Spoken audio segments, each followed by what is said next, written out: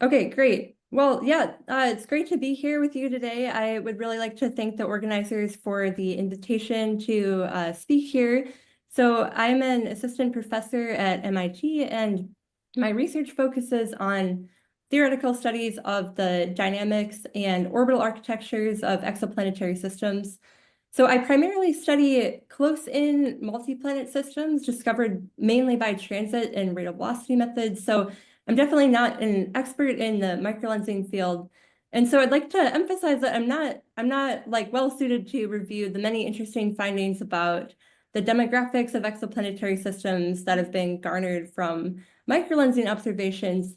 So I'm not going to attempt to do that here, but instead I want to approach this talk on the demographics and diversity of exoplanetary system architectures from the perspective of someone who's primarily studied short period planets. And I want to talk about what I find exciting about the prospects of microlensing and future possibilities from facilities like Roman and Prime from more of like an outside perspective. So I think that still kind of one of the most defining discoveries within exoplanetary science as a whole is really just the sheer diversity of the observed planets that we've found and their architectures. When we look in the space of planet mass versus semi-major axis, we can see that planets populate almost the entire space that we're capable of detecting them in. So with the few exceptions, the areas of this space that we have not seen planets in yet are just outside of our detection capabilities so far.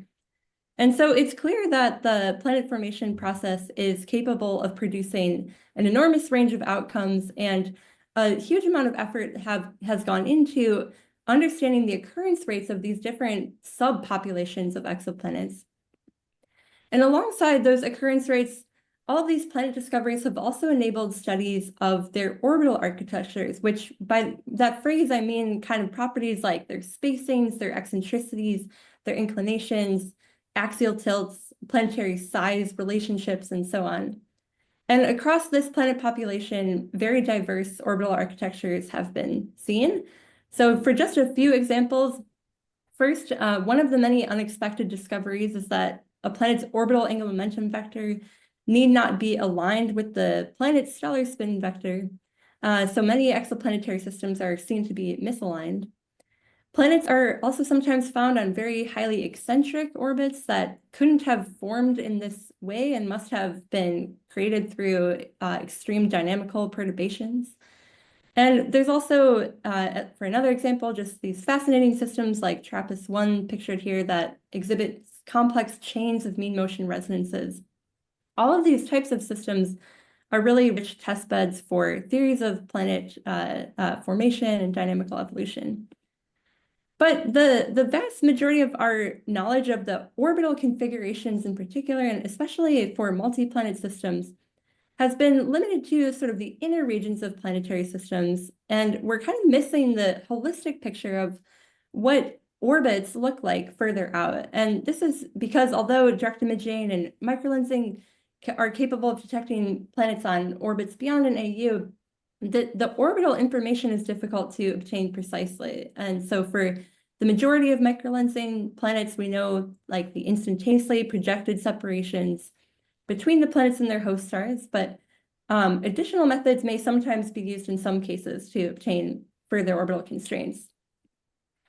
This may soon change a lot thanks to the Nancy Grace Roman Space Telescope, which is going to be discussed, I'm sure, in much more detail later in this conference. But the Roman Galactic Bulge Time Domain Survey will observe the galactic bulge with truly exquisite precision and allow for the detection of thousands of cold planets from microlensing. So the expected sensitivity in mass ratios and projected separations will allow for like a vast increase in the census of these microlensing planets, and should allow for a near complete statistical sense of exoplanets with masses Earth size and larger at wide orbital distances. So some subset of these discoveries will allow for some further orbital characterization. And as I'll discuss later in the talk, Roman is expected to find some multi-planet systems as well. And so all of this will allow for a much more complete picture of what planetary systems look like beyond an AU. So with this expected expansion of information on the distant regions of planetary systems, what would we like to know? So in other words, what are some interesting questions about planet formation and orbital architectures that we might be able to constrain with this data set? And so to explore this a bit, I want to take a step back and discuss a bit more about what we've learned about the architectures of short period transiting planetary systems. One of the biggest findings from the transiting planet population is the ubiquity of these very short period planets. If I overlay a line of the 88-day orbital period of Mercury, we can see that exoplanetary systems frequently orbit much closer to their stars than we have in our solar system.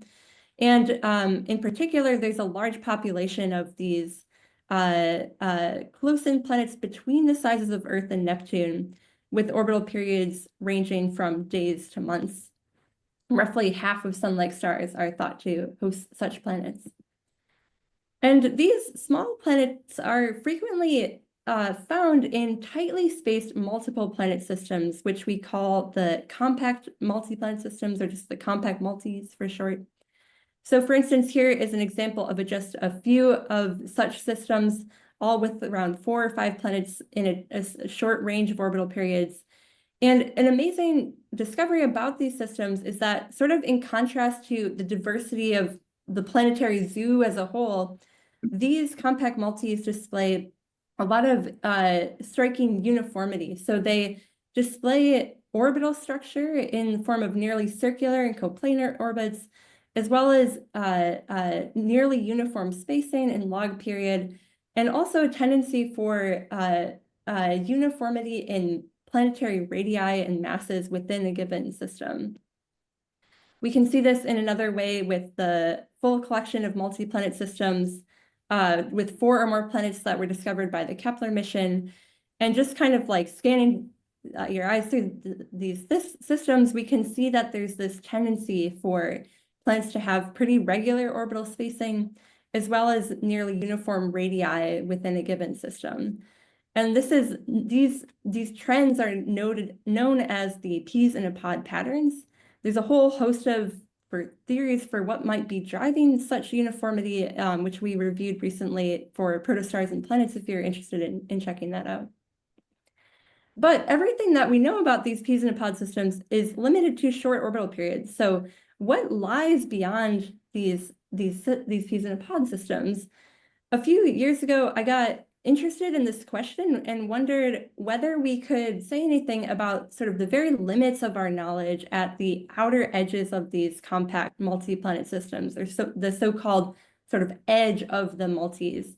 And I want to talk in some detail about what I found in this exploration, because I think its implications are pretty interesting for the microlensing planet population, and in particular for future prospects with new facilities. So in this exploration, I looked at the question of what sets the edges of these so-called pods, or the locations of the innermost, but particularly outermost planets in these systems. Of course, we're just seeing a subset of the system, and there's probably more distant planets that we haven't detected. But the question is, do these peas in a pod type architectures just continue? We know that they probably can't go out indefinitely far. So is there something that we can say about the outer edges, or can the outer edges of the observed systems allow us to say something about the outer edges of like the true underlying physical systems? So to give some sort of heuristic idea for why there's something sort of interesting here, I first want to just take a look at like a cursory look at a set of compact multi-planet systems observed from the Kepler. This is a subset of that sample just to be able to like see it on the slide clearly. But in essence, Kepler required that planets have to transit at least 3 times in order to detect them. And this, combined with the mission's baseline and average duty cycle, indicates that the sort of absolute max detectable orbital period is at around 500 days. Sorry, I'm having some, can you still hear me? Okay. I think my computer just froze for a sec. But this 500-day threshold is marked here. And this is, again, just a sort of nominal threshold, and it will differ a bit from system to system, but in general, we can see that there is a large amount of space between the outermost detected planets and this sort of maximum detectable period, so that in these systems, planets in intermediate period regime could potentially have been detected, but were not. And of course, it gets harder and harder to detect planets at long periods, so perhaps this really isn't a surprising thing, but it's definitely something worth looking into further. So to extend this kind of heuristic argument here, let's just consider if there was an additional transiting hypothetical planet in each one of these systems where the properties were kind of dictated by just a continuation of the peas in a pod trends. And now let's look at what is the minimum planet radius that would have created a transit signal larger than some nominal detectability threshold at those orbital separations. So these minimum detectable radii are indicated with these yellow dots overlaid on the purple dots. And remarkably, in every case here, the purple dots here are larger than the yellow dots. The ratio between them is indicated with the values on the right-hand side here. And they're all greater than 1, indicating that these hypothetical planets would nominally have been detectable if they were there. And so this heuristic kind of experiment is, from a kind of demonstration purpose, is showing us that if additional transiting planets existed beyond the known transiting planets, and if they had properties sort of in line with what we expect by just like a naive continuation of the peas in a pod, then we would generally expect these to be detectable. But this appears to be in tension with the lack of detections beyond the observed planets. So with this kind of heuristic motivation in mind, we set out to explore this in a robust statistical way. So the key question that we tried to address was, if the Kepler multi-planet systems hosted additional outer planets with similar properties to the known planets, how many of these would we expect to be transiting and detectable? To address this question, there are some components of this problem we need to look at. One is just the geometric transit probability, just the likelihood that an additional distant planet would also be transiting, which is related to the mutual orbital inclinations. And the second is the detection probability, or the likelihood that the transit signal would be large enough to be detectable, which is just related to the planet's radius and period, as well as the noise properties of the host star. So taking all of this into account and skipping the details of how we actually did this, we performed a detailed exploration of the detectability of hypothetical planets beyond the outermost observed planets. So we took a sample of Kepler systems, 64 Kepler systems with 4 or more known planets, assigned hypothetical additional planets beyond the known planets with properties sort of dictated by peas in a pod expectations, and calculated the expected number of these that we would expect to be transiting and detectable. So here is the result of that calculation, where this distribution is showing the expected number of these hypothetical planets that would have been detected. And across the 64 systems, around the hypothetical planets are detected in around 15 to 30 of these systems. So this is in tension with the lack of detections beyond the outermost observed planets in the known systems.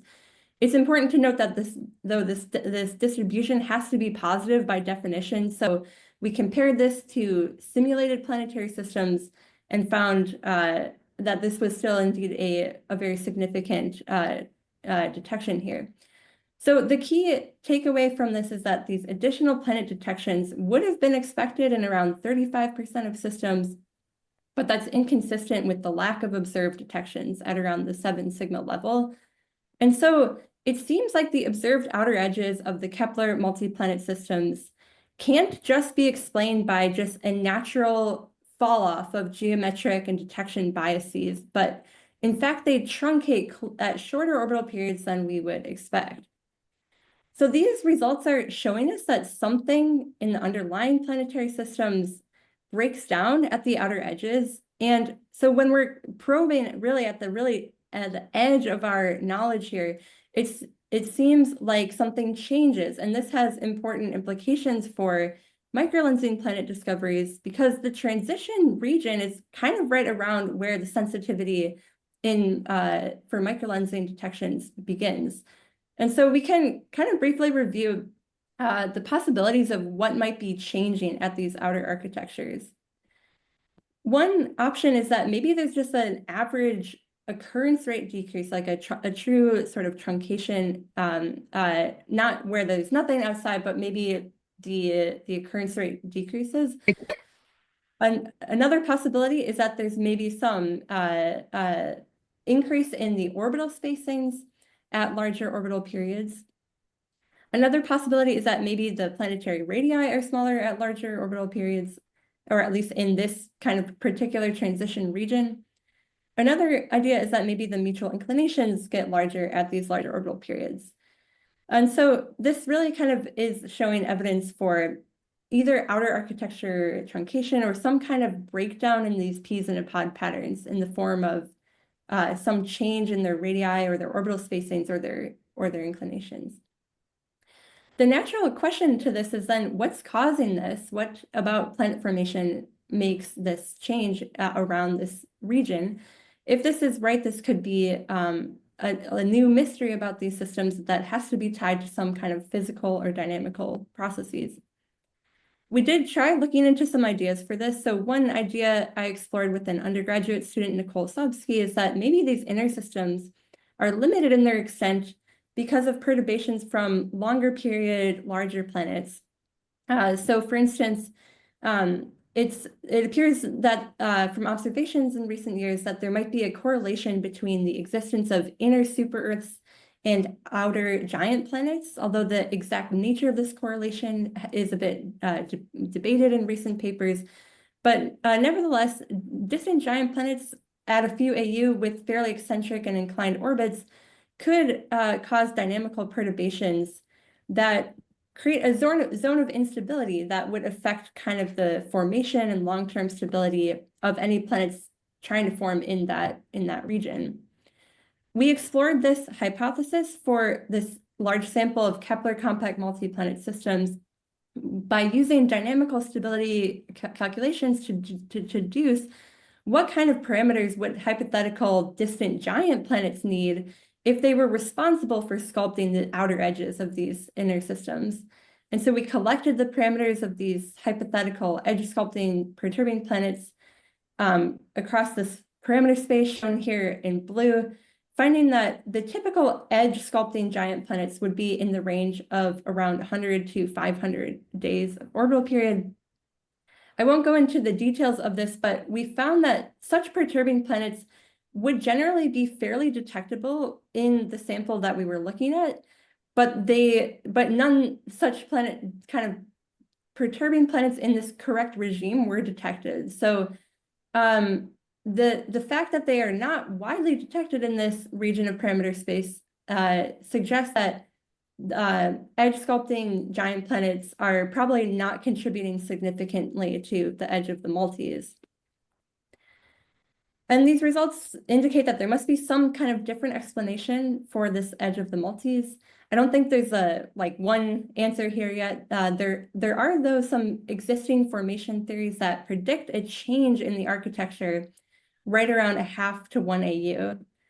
One possibility is that this could be a result of so-called migration traps, which occur if planets are forming from disk-driven migration at points where the inward and outwards torques balance. The details of this are too long to discuss here, but in this recent paper by Zawadzki, they showed that this would predict significantly different architectures within 1 AU to beyond. Another possibility that's been proposed in the literature is that maybe these compact short period planetary systems originate in rings of silicate-rich planetesimals at around 1 AU, kind of as a planet factory, and then form and migrate inwards.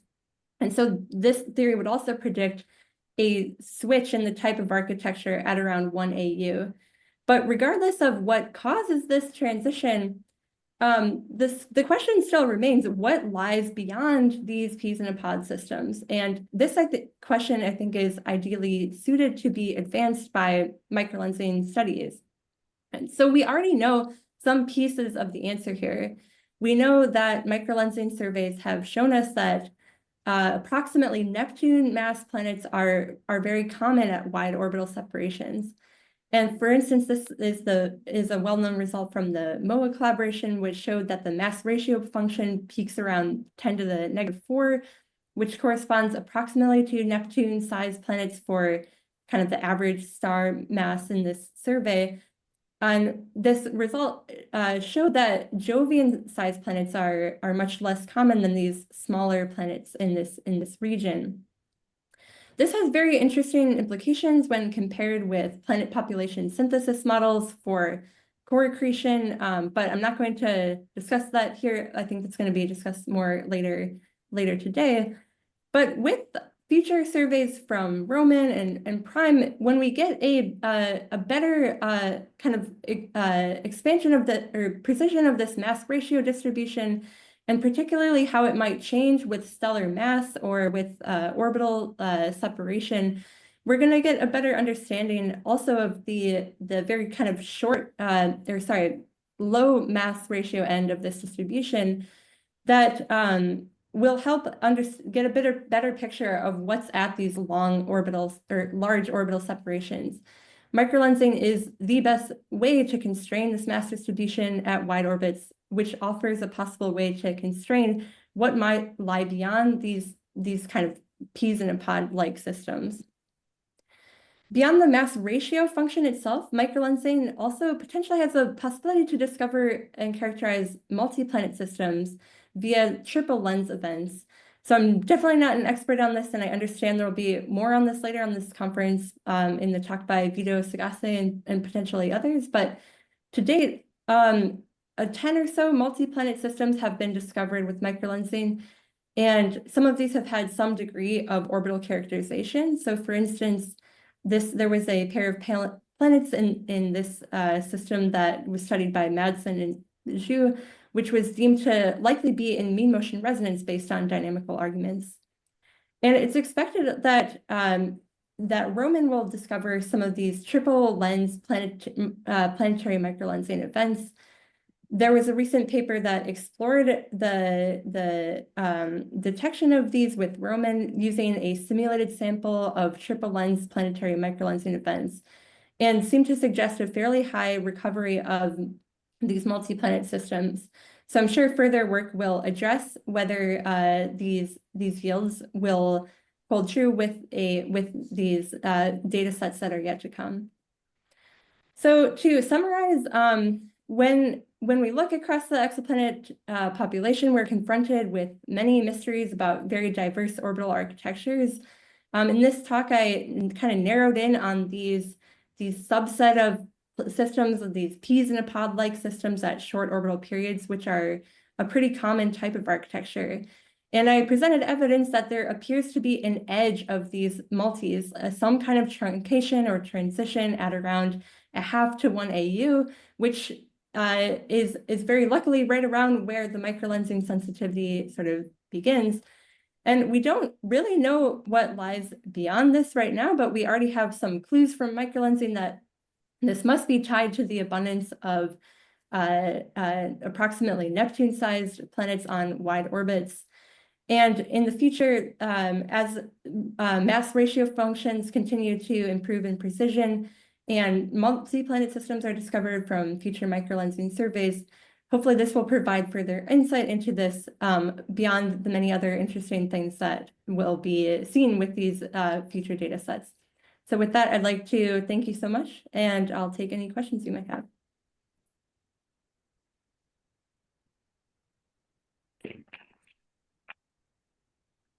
Thank you. Questions for Sarah?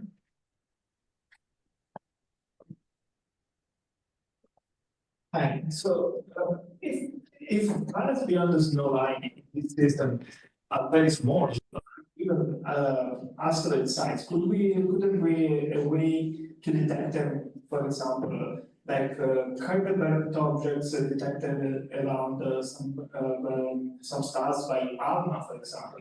Is there any possibility to use any ALMA observations of this sample of systems to check for possible Kuiper belts around these systems? Yeah, that's a great question. And I'm definitely not an expert in ALMA observations, but I do feel like I mean, it's possible that there might be some kind of almost like Kuiper belt-like or asteroid belt-like transition in maybe some of these systems.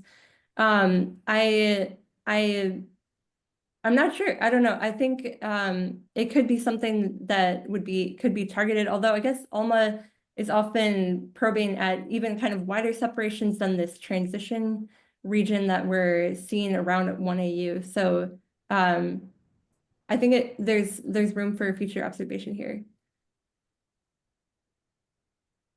Hi, Sarah. Enjoyed the talk. It's a really intriguing idea about this sort of edge of the Maltese method. I'm just wondering, is it able to correctly predict the number of 4+ planetary systems if you do the same analysis on ignoring everything 4 onwards and just doing it on the 3+ planet systems? Yeah, great question. So we did explore this with simulated planetary systems from Matthias He's systems model, which kind of has it's like a Kepler-esque simulated planet population. And when we did that test, we did find that it did indeed kind of correctly recover the occurrence of 4 planets relative to when looking at 3 planet systems. So those comparisons with the simulated data sets are in the paper and help kind of give further credence for this potential edge. I have a question, Sarah. So from the idea that the planets form from like a narrow annulus of planetesimals, which I originally heard from a paper by Brad Hansen, which I think predates the one that you cited. The prediction there would be that you both have an outer edge and an inner edge if you form from a thin annulus. Is there any evidence for an inner edge to the Maltese? Yeah, so at least from what I am aware from the literature, it seems like the inner edges are consistent with being around the like magnetospheric truncation radius. If you look across where you would expect that to be for these samples of stars. So it seems like it potentially could be consistent with like you create planets at this planet factory at around an AU or so that form and then migrate in and kind of pile up at that kind of as close in as they can go and then form in these resonant chains that then potentially get broken. So yeah, there's a paper from Heiss Malders. I can't remember the year, but he looked in detail at the characterization of the inner edges. So that would be the place that I would suggest to learn more about.